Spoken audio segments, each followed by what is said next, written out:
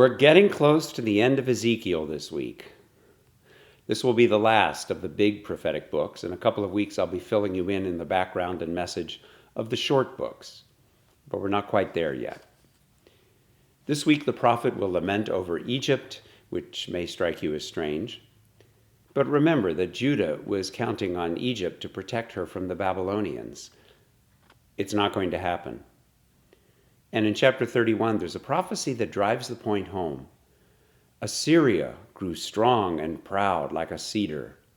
This cedar was tall and beautiful, the envy of all the trees in Eden. But it was cut down and burned. What makes you, Egypt, think that you will escape? And thus the lesson of history. Empires come and go. Chapter 34 turns God's eye to the government of Judah and judges them for using their power to enrich themselves. What have they failed to do? Well, the prophet says, "You have not strengthened the weak. You have not healed the sick. You have not bound up the injured. You have not brought back the strayed. You have not sought the lost, but with force and harshness you have ruled them." How do our governments stack up?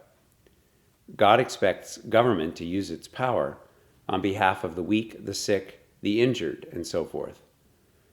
Because the government of Judah did not do that, the Lord says the people suffer. Here's another graphic image in which the rich and powerful are portrayed as goats.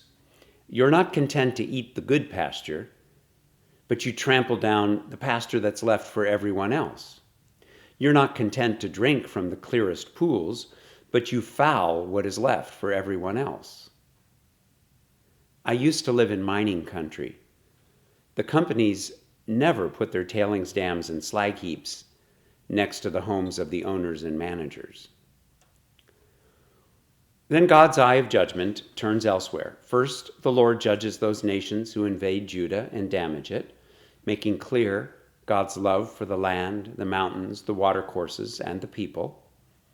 The prophet also announces the destruction of the great enemy of God's people, the mythical King Gog of the land of Magog.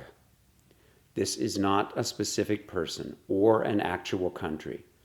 It symbolizes the gathering forces of evil and chaos against the people of God. John the seer will use these names again in his revelation. There are two shining rays of hope in this week's reading. One of them is the vision of the valley of dry bones. It's in chapter 37.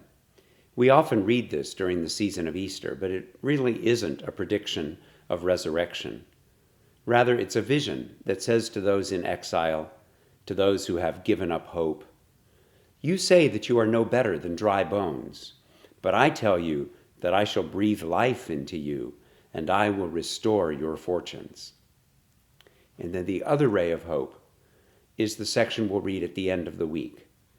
The prophet has a vision of the new temple and sees the glory of the Lord returning to the temple.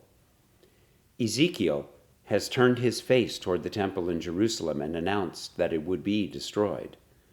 Before that even happened, he was also announcing renewal. In the midst of destruction, there is hope. In judgment, there is mercy. I must say it again. Remember the remnant.